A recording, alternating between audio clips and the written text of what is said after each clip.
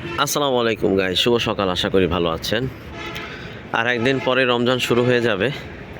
সবাই তারাবি নামাজ পড়ার জন্য প্রিপারেশন নিয়ে নেন এবং রোজা রাখার জন্য প্রিপারেশন নিয়ে নেন।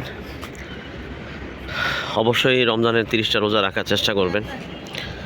অনেকেই বলে গ্যাস্ট্রিকের প্রবলেম থাকে, তারপর শরীর দুর্বল। অ্যাকচুয়ালি কিন্তু রমজান আসছে আমাদেরকে ভিতর থেকে সুস্থ করার জন্য। এটা আল্লাহ পাকের একটি নিয়ামত। মাশাল্লাহ, কুমড়া ফুলগুলো দেখতে অসাধারণ সুন্দর লাগতেছে। তো যেটা বলতেছিলাম, এখানে একটা খেজুর গাছও আছে। এটা হচ্ছে আমাদের ছাদ।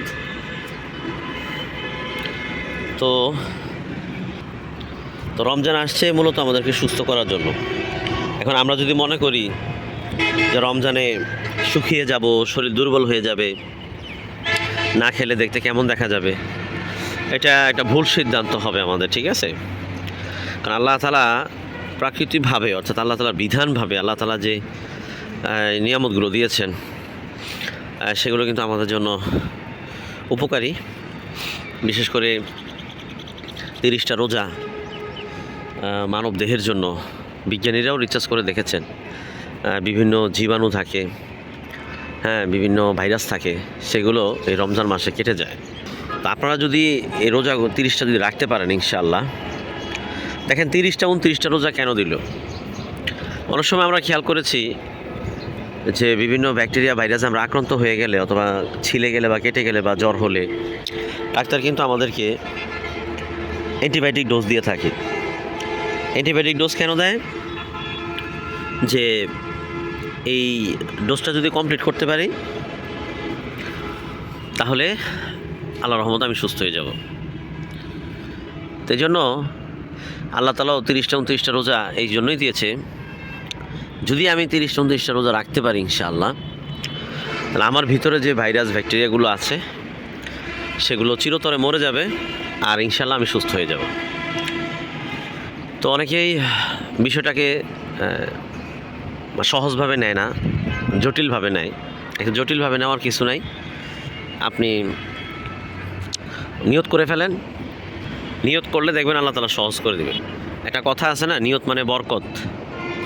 আপনি আজকে দিনটা আপনার হাতে আছে, আজকে নিয়ত করে, মানে ফাইনালি নিয়ত করে ফেলেন যে হ্যাঁ আমি ইনশাআল্লাহ 30টা রোজা রাখবো, মানে 29টা বা 30টা যেটাই হোক সেটা আমি ফুলফিল করবো। অ্যান্ড যে তারাবি নামাজ আছে ইনশাআল্লাহ আমি 20 রাকাত তারাবি নামাজ পড়বো। সেটা মসজিদে তো অবশ্যই পড়তে হবে পুরুষদের জন্য, আর মহিলারা ঘরে অবশ্যই পড়বেন। সারাদিন রোজা রাখার পরে, কাজকর্ম করার পরে 20 রাকাত তারাবি নামাজ, এটা কোনো সন্দেহ নেই একজন মুমিন ব্যক্তির জন্য অনেক কঠিন। আর আল্লাহ তাআলা এই কঠিনের বদলা আল্লাহ তাআলা নিজের হাতেই দিবেন। আল্লাহ তাআলা বলেছেন রোজাদারের মুখের যে গন্ধটি, এটি আল্লাহর কাছে খুবই পছন্দ। সারাদিন রোজা রাখার পরে হালাল রিজিক ভক্ষণ করে সেহরি খেয়ে সারাদিন রোজা রাখার পরে তার মুখ থেকে যে একটা ঘ্রাণ বের হয়, সেই ঘ্রাণটি আল্লাহ তাআলার কাছে খুবই পছন্দনীয়, মেশক আম্বরের মতো খুবই পছন্দনীয়। সো অবশ্যই আল্লাহ তাআলা যাহা বলেন তাহা সত্য। হয়তো আমাদের ইমানের ঘাটতির কারণে বা ইমানের দুর্বলতার কারণে আমরা আল্লাহ তাআলার কথাগুলোকে অনেকেই বিশ্বাস করি না বা প্রায়োরিটি দিই না। বিশেষ করে যারা শিক্ষিত সমাজে আছেন তারা তো তেমন দিনের বুঝ রাখেন না। দুনিয়ার বুঝ রাখেন 100%, কিন্তু দিনের বুঝগুলা আপনারা তেমন রাখেন না, যার কারণে অনেক কিছুই আপনাদের কাছে হালকা মনে হয়, ঠিক আছে?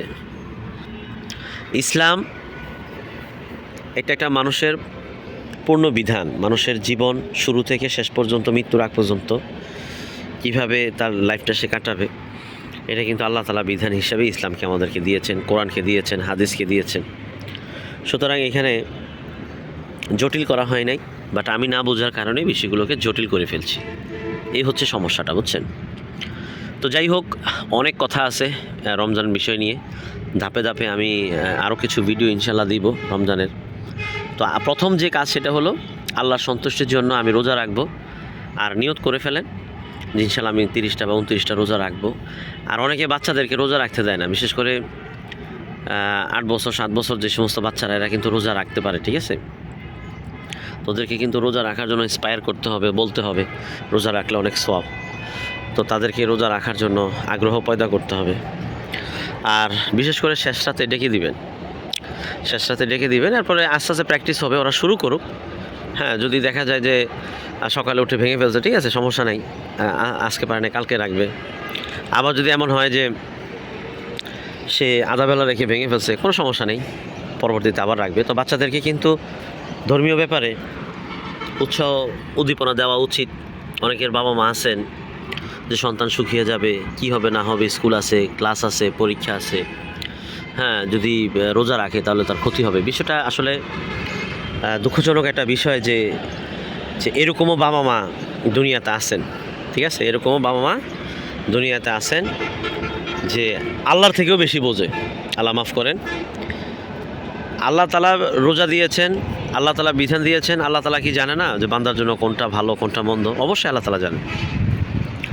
সো আল্লাহ তাআলার কথাকে প্রায়োরিটি দিয়ে, আল্লাহ তাআলার কথাকে সামনে রেখে ইনশাআল্লাহ আমরা চলবো, তো আল্লাহ তাআলা দুনিয়াকেও শান্তি দিবে, আখিরাতেও শান্তি দেবে। এই যে রোগ প্রতিরোধ ক্ষমতা যে কমে যাওয়া, এই যে অনেকের জ্বর হলে ভালো হয় না সহজে, ঠান্ডা হলে সহজে ভালো হয় না, দুদিন পর পর জ্বর ঠান্ডা কাশি হতেই থাকে।